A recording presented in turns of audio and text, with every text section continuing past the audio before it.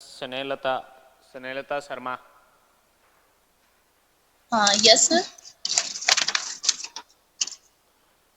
स्नेहलता, वरिष्ठ नागरिक की परिभाषा है वो कहाँ दे रखी है राजस्थान रेंट कंट्रोल एक्ट में? सर इसमें एच में दे रखी है ये। 2H में। 2H में। क्या है? ऐसा ऐसे नागरिक से अभिप्रेत है सर जिसकी 65 वर्ष आयु हो या 65 वर्ष से अधिक हो। कैसा नागरिक? भारत का, किसी और देश का? नहीं सर, भारत का नागरिक।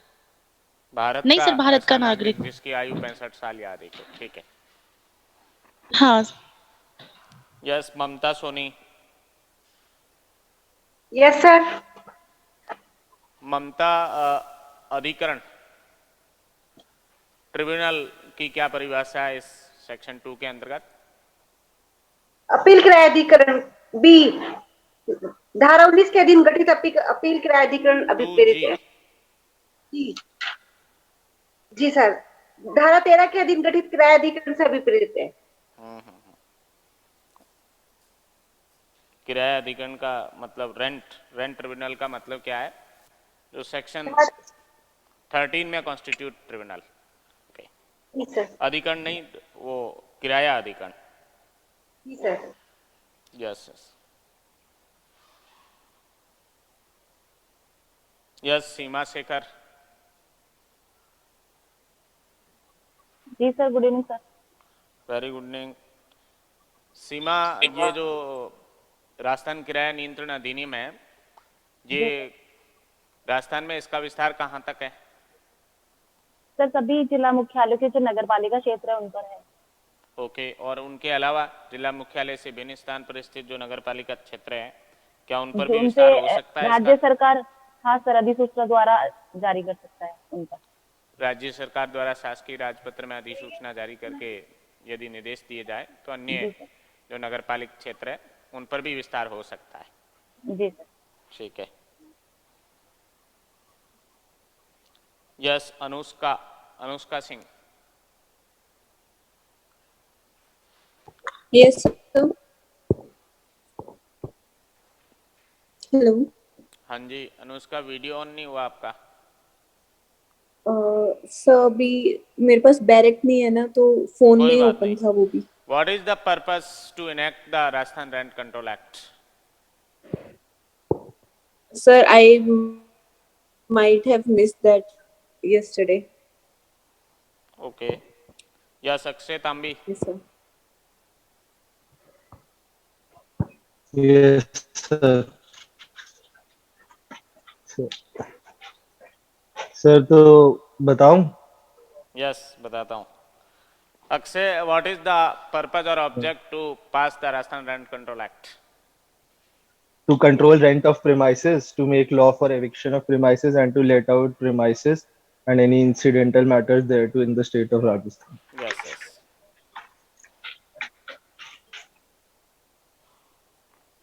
Yes, Bhavna. Yes sir. Bhavna, सुख सुविधाओं की क्या परिभाषा है इस धारा 2 के अंतर्गत? सुख सुविधाओं के अंतर्गत जल और विद्युत का प्रदाय, आवागमन के रास्ते, सीढ़ियां, प्राकृतिक प्रकाश और शौचालय, लिफ्ट, सफाई और स्वच्छता सेवाएं और टेलीफोन सेवाएं और टीवी केबल वगैरह, ये सब कुछ आएंगे। टीवी केबल सेवाएं या अन्य इसी प्रकार की सेवाएं जो है ये सारी शामिल है इस सुख सुविधा शब्द के अंदर या एमिनिटीज वर्ड के अंदर। ठीक है। Yes, Divya Divya Kodwani. Yes sir. Divya, video on नहीं हुआ आपका?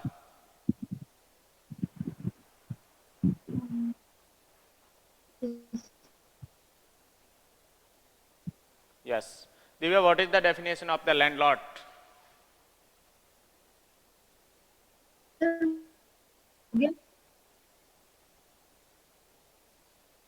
Sir, landlord if any time being is receiving or is entitled to receive the rent of the premises, whether on his own or as an agent, or who would so receive or to be entitled to receive the rent if the premises were let to a tenant. And would be entitled for receiving the rent from that premises.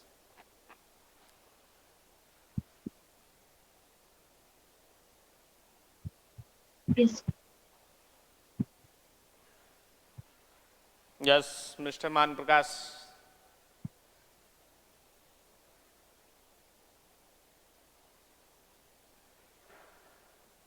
हाँ sir, good morning sir. Hello Yes, Manji, what is the definition of landlord? Sir, मैं अभी local train में हूँ sir, local Mumbai. क्या कह रहे हो? Sir मैं ट्रेन में हूँ, ट्रेन में लोकल में ट्रैवल कर। ठीक है, ठीक। यात्रा का आनंद लो आप तो। घर जा रहे हैं। यस, बहुत बहुत शुभकामनाएं घर आगमन के लिए। Divyanshi Rajawat. Yes, sir. Divyanshi, what is the definition of the landlord? Sir, landlord is any person who is receiving and entitled to receive rent for the premises, whether in his own capacity or as an agent, trustee, or receiver for any other person, or who may receive rent in the case when such premises may be lent out. Okay, okay. Who is receiving or is entitled to receive the rent for premises for own account as a agent, trustee, guardian, or receiver for any other person is called the landlord.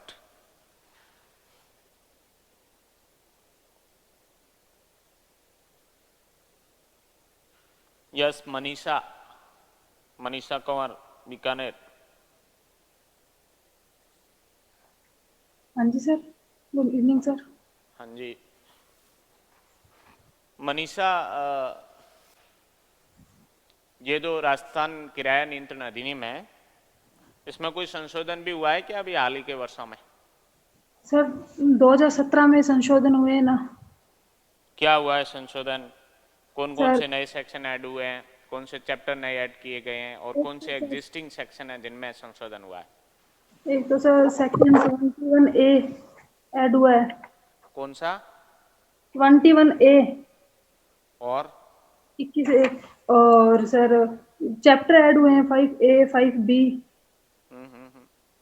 उसमें 19 से sir और 26 से नए नहीं जुड़े हैं क्या? क्या सर? 19A सेक्शन और 26A भी नए ऐड नहीं हुए क्या? 19A सर 26A हुआ है शायद सर। 24A भी है शायद। हाँ हाँ 24A।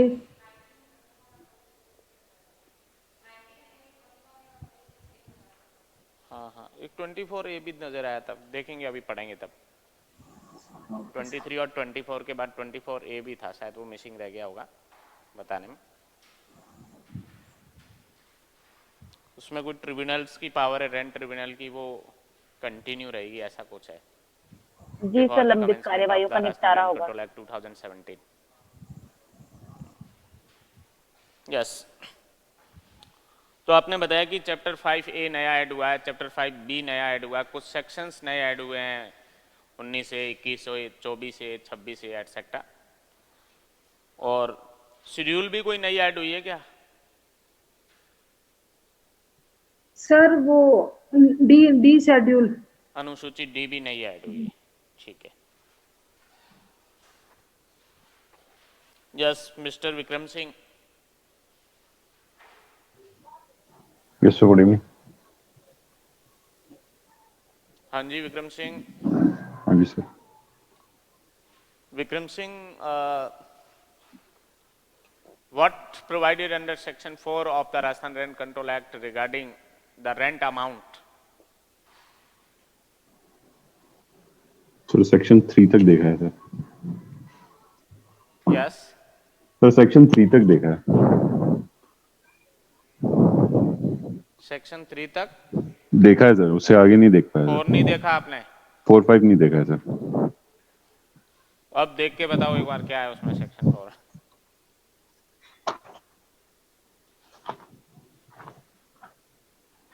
तो सेक्शन 4 जो है sir, rent to be as agreed, it says the rent payable for an premises shall, subject to other provision of this act, be such as may be agreed upon between the landlord and the tenant. Yes, It which may shall be not- agreed upon between the landlord and tenant. Yes. And it charges shall for not- amenities includes under the rent amount? No, sir, it shall not include the charges payable for amenities. Okay, okay. Yes, Mr. Vikas Bhati. हाँ जी sir, good evening. विकास, ये जो किराया है जो किराएदार के द्वारा भूस्वामी को दिया जाना है, ये कब दिया जाएगा? इसके संदाय करने के समय के बारे में धारा 5 की उपधारा 1 में क्या प्रावधान है? इसमें कहा गया है कि जिस महीने का किराया संदेह करना है उससे उससे अगले महीने के 15वें दिन तक किराया दिया जाएगा। ठीक है। और जब वो किराया पे कर देगा तो सब सेक्शन 2 में वो तब उस लैंडलॉर्ड की क्या ड्यूटी है? रिसिप्ट देगा वो किराए संदाय। लिखित रसीद देगा वो? हाँ ठीक है। Yes, Shubhanshu Chawla. Good afternoon, sir. Very good afternoon, Subhanshu. Subhanshu, what are the mode of the payment? Or Sir, mode of the payment. Rent amount as per the subsection 3 of the section 5. So there are three modes: the personal payment, cash, check, bank draft, payment by bank account as may be specified by the landlord, and by the postal order also. Remitted by the postal money order. Yeah, remitting through the postal order. Okay, okay.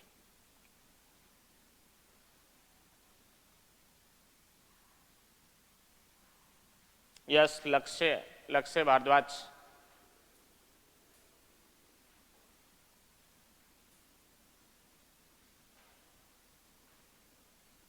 Yes, sir. Lakshya, what is the duty of the landlord as per subsection 4 of section 5? Sir landlord की duty? हाँ, पैसा तो वही प्राप्त कर रहा है तो उसकी होगी ड्यूटी। सर उसको अपना बैंक अकाउंट डिटेल्स उसको देनी पड़ेगी, जो भी म्युनिसिपल एरिया में है ना वो उसको detail of the bank accounts and name of the bank etcetera shall be provided by the landlord to the tenant in same municipal area by the rent agreement or the otherwise by notice with registered AD.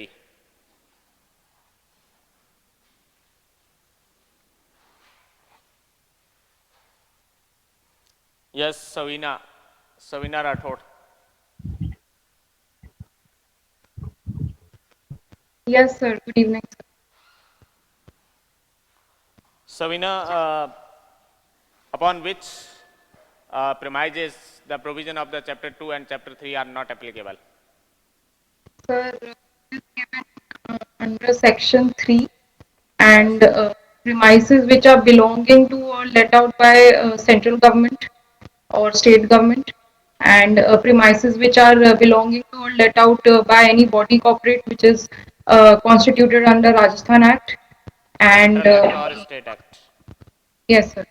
And premises which are belonging to any charitable trust, educational or institutional religious trust, and premises which are let out by two public undertakings and multinational companies and private companies with paid up share capital which is I think 1 crore or, and premises which are let out for Devasthan under state government or any work under Waqf Act, and which premises which are also given to diplomats and embassy, Indian embassy and consulate people belonging to such foreign national people, and that is it. I think. Okay okay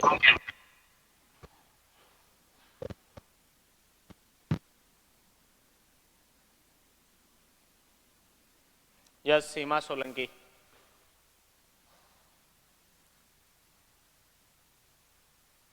yes sir. Seema कौन से परिसर है जिनके ऊपर इस राजस्थान किराया नियंत्रण अधिनियम के अध्याय 2 और अध्याय 3 के प्रावधान लागू नहीं होंगे? केंद्रीय सरकार या राज्य सरकार उसके द्वारा किराए पर दिए गए परिसरों को, या फिर केंद्रीय अधिनियम के अधीन गठित या राजस्थान अधिनियम के अधीन गठित किराया जो भी किराए पर दिए गए परिसर है उनको, और निगमित निकाय निगमित निकाय, ठीक ठीक है, और जो भी राज्य के देवस्थान विभाग के जो भी परिसर हैं उनको, या कंपनी अधिनियम जो 1956 उसकी धारा 617 में परिभाषित है उसके अधीन जो भी परिसर है गठित उसको लागू नहीं होगा। 617 में क्या परिभाषित? सरकारी सरकारी कंपनी के परिसरों को, ठीक है। और जो भी विश्वविद्यालय के केंद्र जो भी विश्वविद्यालय है उनके विधि द्वारा स्थापित किसी विश्वविद्यालय के हो या उसमें निहित हो वैसे परिसरों को लागू नहीं होंगे, या फिर किसी परिसर को जो कि धार्मिक, पूर्त या शैक्षणिक न्यास या न्यासों के वर्ग के हों उनको लागू नहीं होंगे, या फिर जो कोई बैंक या 1 करोड़ से अधिक समादत पूंजी वाले जो बैंक हैं उनके द्वारा पब्लिक लिमिटेड कंपनी या उससे अधिक समादत पूंजी वाले लोग प्राइवेट कंपनी या सॉरी क्या है पब्लिक लिमिटेड कंपनियों को किराए पर दिए गए। हाँ, लोग वो लिमिटेड कंपनी या कोई प्राइवेट लिमिटेड कंपनी, या फिर राजकीय दूतावास, बट दोनों के केस में ना कंडीशन क्या? हाँ हाँ हाँ यस आगे बताओ। या जो भी विदेशी राज्य दूतावास या अंतर्राष्ट्रीय संगठन इन सबको किराए पर दिए गए। ओके विदेशी नागरिक को भी, उच्चायोग को भी, अंतर्राष्ट्रीय संगठन जिनको राज्य सरकार ने शासकीय राजपत्र में अधिसूचना के द्वारा है वो विनिर्दिष्ट किया है उनको किराए पर दिया गया तो उन पर लागू नहीं होंगे। ठीक है।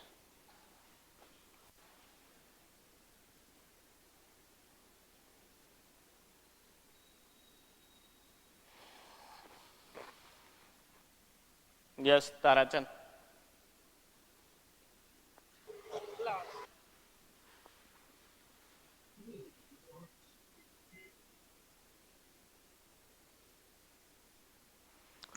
सर ये टीनेंट की जो डेफिनेशन में है और but for a contract expressed और implied, in the absence of, नहीं सर बट दोनों ही तरीके के कॉन्ट्रैक्ट की एब्सेंस की अगर ये बात कर रहा है क्या तो सर इम्प्लाइड और एक्सप्रेस कॉन्ट्रैक्ट की एब्सेंस में जो है वो पेएबल जो अमाउंट है उसकी अगर ये बात कर रहा है डेफिनेशन, तो सर फिर मतलब किसी तरीके का कॉन्ट्रैक्ट होगा ही ना लैंडलॉर्ड और टेनेंट के बीच में। भाई ऐसी कोई बात तय नहीं हो रखी हो कि कौन देगा रेंट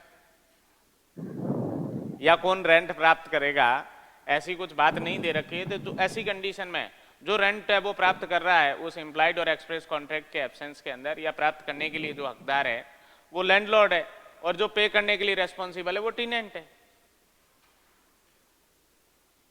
और यदि कोई कॉन्ट्रैक्ट ही है और उसमें बात तय कर रखी है तो जो उस कॉन्ट्रैक्ट में लेने के लिए एंटाइटल है वो हो जाएगा। बट उस कंडीशन को भी इंक्लूड किया है, if there is no express और implied contract who is entitled to receiving the rent or who is liable to pay the rent, वो कंडीशन भी इंक्लूड है इसमें। अच्छा, जनरल प्रैक्टिस में जो देने वाला और लेने वाला है उसको भी इसमें जो है हाँ, ये समझा जाएगा। जो किराए का संदाय कर रहा है या करने के लिए उत्तरदायी है वो तो किराएदार है, और जो किराया प्राप्त कर रहा है या प्राप्त करने के लिए हकदार है वो क्या है, भूस्वामी है। राइट।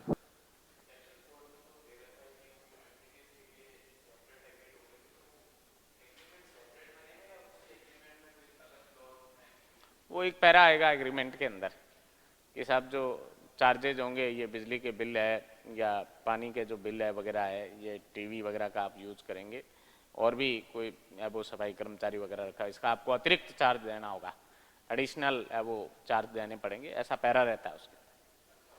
हाँ, वो इसके सेक्शन 4 की कंप्लाइंस में ही है कि ये चार्जेज है वो एडिशनल चार्ज है, वो रेंट अमाउंट में इंक्लूड नहीं है।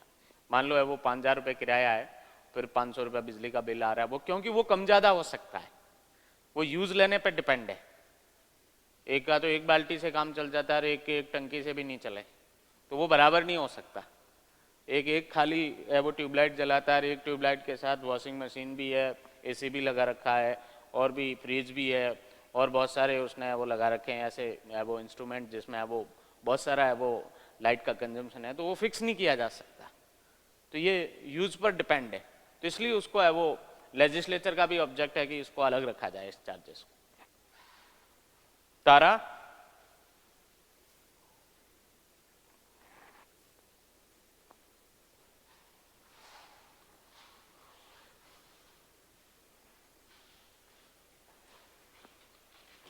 यस तो कल जो अपनी क्लास हुई थी उसमें कुछ चीजें मिस रह गई। टोटल सेक्शंस कितने हैं, हालांकि इस तरीके का क्वेश्चन नहीं आता, बट ये कॉन्फिडेंस बिल्डअप करता है यदि आपको पता हो तो। 32 सेक्शंस है इसके अंदर। हाउ मेनी चैप्टर्स में डिवाइडेड है ये एक्ट? 7 चैप्टर है, 7 अध्याय है, including the 5A and 5B। And schedules कितनी है इस एक्ट के अंदर? 4। शेड्यूल ए, शेड्यूल बी, शेड्यूल सी और शेड्यूल डी। यदि चैप्टर के टाइटल और सेक्शंस का बंच देखें तो फर्स्ट जो चैप्टर है प्रिलिमिनरी, प्रारंभिक, सेक्शन 1 to 5 है इस चैप्टर के अंदर। Second chapter revision of rent, किराए का पुनरीक्षण, सेक्शन 6 and 7, 2 सेक्शंस है इसके अंदर। चैप्टर 3 टीनेंसी, किराएदारी से संबंधित है, और 3 सेक्शंस है इसके अंदर 8 to 10, धारा 8 से लेकर और 10 तक। चैप्टर जो 4 है restoration of the possession of the illegally evicted tenant and procedure thereto, अवैध रूप से यदि बेदखल किया गया है किराएदार को तो उसको कब्जे का प्रत्यावर्तन और उसकी प्रक्रिया, ये वो चैप्टर 4 में दे रखी। सेक्शन 11 and 12 बहुत इससे रिलेटेड है, धारा 11 और 12। Chapter 5 constitution of the tribunals, procedure for the revision of rent and eviction, appeal and execution, अधिकरण का गठन, किराए का पुनरीक्षण और बेदखली की प्रक्रिया क्या होगी, ये अपील और निष्पादन, ये सारे प्रावधान 13 to 22, धारा 13 से लेकर और 22 तक है, वो चैप्टर 5 में है। चैप्टर 5A जो न्यू ऐड हुआ है 2017 के अमेंडमेंट से, appointment of the rent authority, tenancy agreement and the period of tenancy, किराया प्राधिकारी की नियुक्ति और किराएदारी करार और किराएदारी की अवधि, ये 3 पॉइंट्स इस चैप्टर 5A में कवर होंगे। और 3 सेक्शन है इसके अंदर, 22A to 22C, 22A से लेकर और 22C तक। चैप्टर 5B जो है revision of rent in certain circumstances, security deposit and the deposit of the rent in certain circumstances etcetera. 5B जिसमें 22D to 22G, 22D से लेकर और 22D तक के प्रावधान है। कुछ परिस्थितियों में किराए का पुनरीक्षण किया जाना, प्रतिभूति जमा, कुछ परिस्थितियों के अंदर है वो किराए का जमा किया जाना रेंट अथॉरिटी एटसेट्रा के पास, और भी वो इसके अलावा कुछ अन्य विषय भी इस चैप्टर में शामिल है। ये 22D से लेकर और 22G तक। चैप्टर जो 6 है आपका एमिनिटीज से कंसर्न है, सुख सुविधाओं से, सेक्शन 23 to 24A, धारा 23, 24 और 24A जो है वो इस चैप्टर में। चैप्टर 7 जो है मिसलेनियस, विविध प्रावधान है इसके अंदर, सेक्शन 25 to 32, धारा 25 से लेकर और 32 तक के प्रावधान है इसके अंदर। शेड्यूल आप देखेंगे, what is the subject matter of the schedule A to D। Schedule A is concern to the model form of the petition, याचिका या प्रार्थना पत्र जो पेश होगा इस रेंट कंट्रोल एक्ट के अंदर, उसका प्रारूप क्या होगा, फॉर्मेट क्या होगा, ये फॉर्मेट शेड्यूल A में दे रखा है पिटीशन का। सेक्शन 22 से कनेक्टेड है। Schedule B is concern to the model form of appeal, appeal की जो अर्जी होगी या पिटीशन फॉर अपील होगी जो अपीलेंट रेंट ट्रिब्यूनल के सामने पेश की जाएगी, उसका फॉर्मेट क्या होगा, प्रारूप क्या होगा, ये शेड्यूल B में दे रखा है। ये भी सेक्शन 22 से कनेक्टेड है। And model form of the recovery of the possession certificate, कब्जे की पुनः प्राप्ति का प्रमाण पत्र जो ट्रिब्यूनल के द्वारा जारी किया जाता है, उसका फॉर्मेट क्या होगा, ये शेड्यूल C में दे रखा है। और शेड्यूल D जो 2017 के अमेंडमेंट से ऐड की गई है, form of information as to the tenancy, किराएदारी के संबंध में जो सूचना दी जाएगी, उस सूचना का प्रारूप क्या होगा, किस फॉर्मेट में वो सूचना दी जाएगी, ये शेड्यूल D में बता रखा है। इसका कनेक्शन 22B से है, धारा 22B से कनेक्टेड है ये शेड्यूल D। और शुरू की जो शेड्यूल ए, शेड्यूल बी और शेड्यूल सी है, ये सेक्शन 22 से कनेक्टेड है। तो ये सिनॉप्सिस है इस एक्ट का कि इसके अंदर वो चैप्टर कितने हैं और एक चैप्टर का टाइटल क्या है उसका और कहां से लेकर और कहां तक सेक्शंस है उसके अंदर।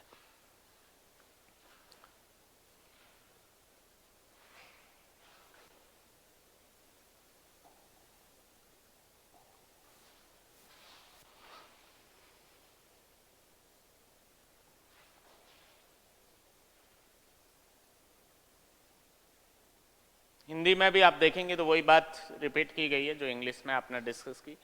7 अध्याय है इसके अंदर, टोटल 32 धाराएं हैं और 4 अनुसूचियां हैं।